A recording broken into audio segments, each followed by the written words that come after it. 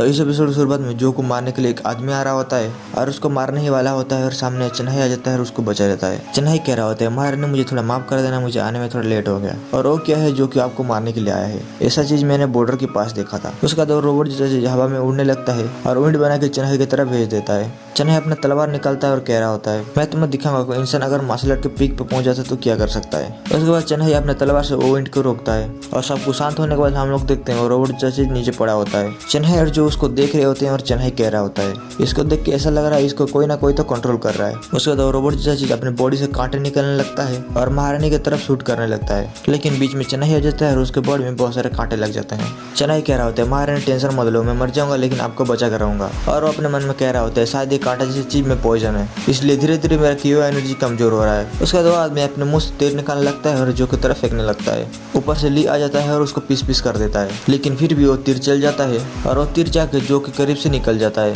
शानी कहता है प्यू मिस हो गया। ली कह रहा होता है तुम्हारी हिम्मत कैसे हुई मेरी वाइफ की बाल को कट करने की। जो बोलती है तुम थोड़ा जल्दी आ जाते तो अच्छा होता। ली कहता है मेरे गलती के लिए मैं माफी मांगता हूँ, लेकिन मैं तो सोच रहा था मेरी वाइफ घर पे सेफ होगी। जो बोलती है अरे कोई ना, मुझे तुम्हारे ऊपर भरोसा है, तुम मुझे हमेशा बचाओगी। उसके बाद हम लोग चेन्नई को देखते हैं जिसका आधा जान निकल गया होता है। जो बोलती है अरे कोई इसको क्लिनिक लेके जाओ यार। ली कह रहा होता है चेन्नई इतना कमजोर है मुझे पता नहीं था। चेन्नई जो कि नीचे पड़ा होता है वो अपने मन में कह रहा होता है साले बास्टर्ड मेरे को ठीक होने दे, मैं तेरे को दिखाता हूँ मैं क्या कर सकता हूँ। उसके बाद हम लोग एक आदमी को देखते हैं जो कि सब लोगों को कंट्रोल कर रहा था। उसके पास बैटरी पे कोई तीर मारता है और वो तीर को निकालता है और कहता है मेरा मिशन कंप्लीट हो गया, मुझे 9 मिनट वापिस चले जाना चाहिए। उस तीर में जो का कुछ बाल होता है। सीन चेंज होता है, हम लोग देखते हैं ली और जो खाना खा रहे होते हैं और ली कह रहा होता है अरे मैं तो तुमको बताना भूल गया, तुम्हारे प्यारे भैया जी खत्म हो गए हैं। जो बोलती है अच्छा हुआ वो खत्म हो गया। और उसके बाद ली कहता है और मैंने उस अंधे आदमी के बारे में कुछ पता क्या है, उसका नाम है जुयान, तुमने कभी जुयान का नाम सुना है क्या। जो बोलती है हाँ मैंने उसका नाम सुना हुआ है, उसने बहुत सारे विद्रोही लोग का जान बचाया हुआ है,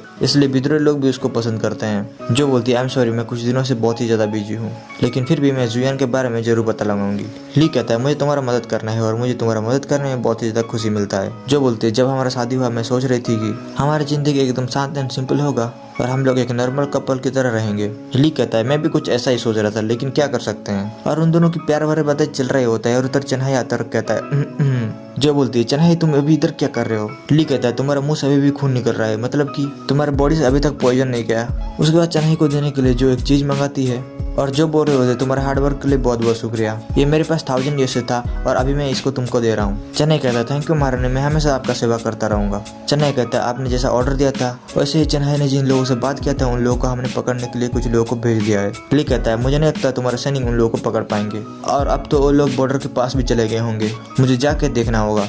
चेन्नई थम्स अप दिखाता है और कहता है या तुम जाओ, तुम बहुत ही ज्यादा फास्ट हो। उसके बाद हम लोग कुछ लोगों को देखते हैं जो कि दौड़ रहे होते हैं।